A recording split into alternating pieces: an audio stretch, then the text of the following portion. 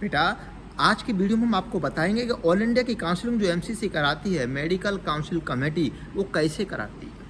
अब medical council committee का counselling शुरू कर देगी तो मुझे कैसे पता पड़ेगा, और अगर मुझे पता पड़ गया तो मैं कैसे करूंगा काउंसलिंग, क्या करूंगा, मुझे तो कुछ आता ही नहीं है। आइए देखिए क्या करेंगे।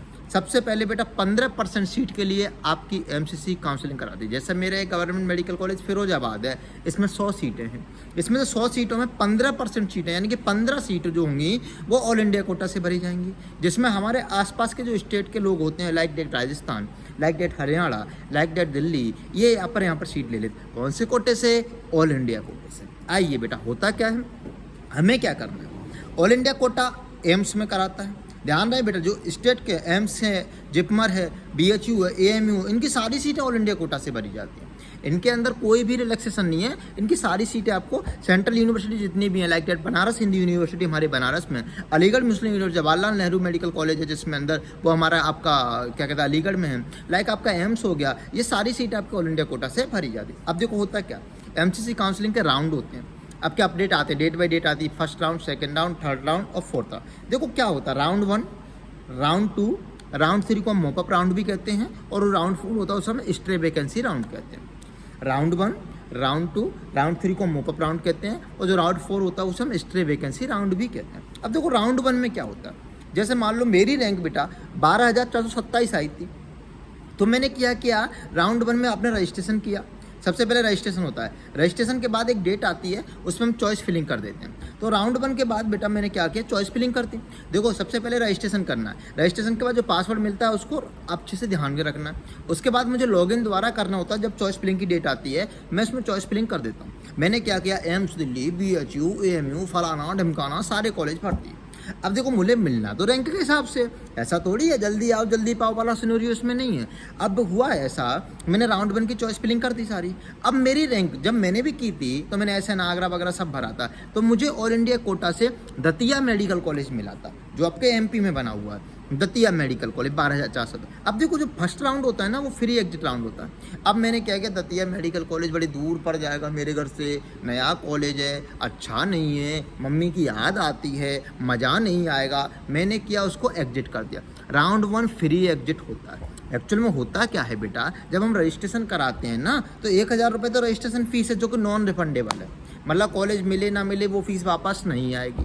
उसके बाद 10,000 रुपये सिक्योरिटी फीस जमा कराते हैं। Like that, what is security fees? Security fees का मतलब ये होता है 10,000 रुपये, अगर आपने सीट ले ली और वो छोड़ दी तो आपके 10,000 रुपये सरकार के पास चले जाएंगे।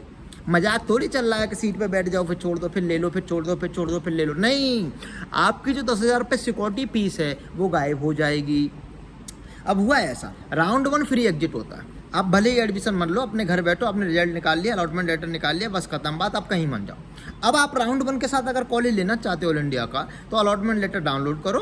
उसके बाद जो आपका एडमिशन का जो टाइम होता है, डेट होती है, आएगी, मैं आपको बताऊंगा, है ना। आप वहाँ जाके चले जाओ और कॉलेज से कह दो भैया ये हमारा अलॉटमेंट लेटर है, आपका कॉलेज हमें अलॉट हुआ, हमें एडमिशन दे दो। तो जो डॉक्यूमेंट मैंने बताए थे वो डॉक्यूमेंट आपके सारे वहाँ काम आएंगे, like that migration certificate, 10th का सर्टिफिकेट, 11th का सर्टिफिकेट, 12th का सर्टिफिकेट, ये सारे डॉक्यूमेंट आपके वहाँ काम आए। अब देखो हुआ ऐसा, राउंड 1 में मुझे कॉलेज अच्छा नहीं मिला, मैंने छोड़ दिया। राउंड 2, क्या मुझे दोबारा से रजिस्ट्रेशन करना पड़ेगा? नहीं। क्या दोबारा से चॉइस फिलिंग करनी पड़ेगी? जी हाँ। अब राउंड 2 में मैं दोबारा से चॉइस फिलिंग करूंगा, कच कच कच, AIIMS Delhi, BHU Delhi, AMU, AIIMS वर्तमान महावीर मेडिकल कॉलेज, वर्तमान रानी लक्ष्मीबाई कॉलेज, लाला लाजपत राय कॉलेज, सारे कॉलेज मैंने भर दिए। अब दूसरी रैंक के हिसाब से फिर दोबारा से अपग्रेड होगा तो मुझे कॉलेज मिल गया। सपोज करो अब की बार मुझे कॉलेज मिल गया XYZ कोई सा भी। अब मुझे वो कॉलेज अगर मैंने छोड़ दिया, अगर वो मैंने कॉलेज छोड़ दिया तो मेरे 10,000 रुपये थे वो गायब हो जाएंगे, समझ गए। अब मुझे वो कॉलेज हर हालत में लेना ही लेना है। तो round 2 of all India quota का कराने में आप सतर्क रहें।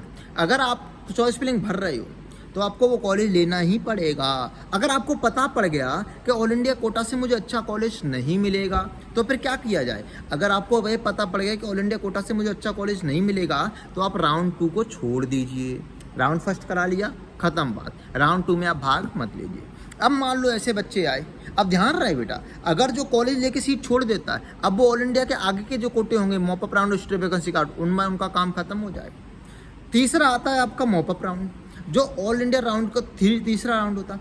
अगर मान लो आपके नंबर इतने कम हैं, आपको फर्स्ट राउंड सेकंड राउंड में सीट नहीं मिली तो आप मॉप अप राउंड में जा सकते हैं। अब मॉप अप राउंड में चाहे पहले रजिस्ट्रेशन किया हो या ना किया हो, मॉप अप राउंड में सबको अलग से रजिस्ट्रेशन कराना पड़ता है, दोबारा से रजिस्ट्रेशन कराना पड़ता है। इसमें रजिस्ट्रेशन में वही रजिस्ट्रेशन भाग लेते हैं जिनको अभी तक कहीं भी सीट नहीं मिली हो, क्योंकि पहले क्या होता है ना, स्टेट कोटा भी शुरू हो जाता है। तो अब जिनको कहीं भी सीट नहीं मिली हो वही सिर्फ मॉप अप राउंड में पार्टिसिपेट कर सकते हैं। समझ में आ रहा है ना? बिल्कुल। अब देखो हुआ क्या, अब मान लो मॉप अप राउंड में भी मुझे सीट नहीं मिली, लो भैया मेरे नंबर ही इतने कम थे, रैंक थी 35,000, मुझे मॉप अप राउंड में सीट नहीं मिली। अब होता है क्या, कभी कभी इक्का दुक्का कॉलेज में कहीं पे स्टेट काउंसलिंग पीछे होती है तो ऑल इंडिया कोटा से सीट लेते हैं ना, तो बच्चे उस सीट को छोड़कर स्टेट राउंड में चले जाते हैं। अब स्टेट राउंड में चले जाते हैं तो होता कैसा है, देखो क्या होता है, अब उसने ऑल इंडिया सीट ली, उसको छोड़कर वो स्टेट राउंड में चला गया। अब हुआ ऐसा, उस स्टेट राउंड में जाने पर ना कुछ सीटें छूट जाती हैं,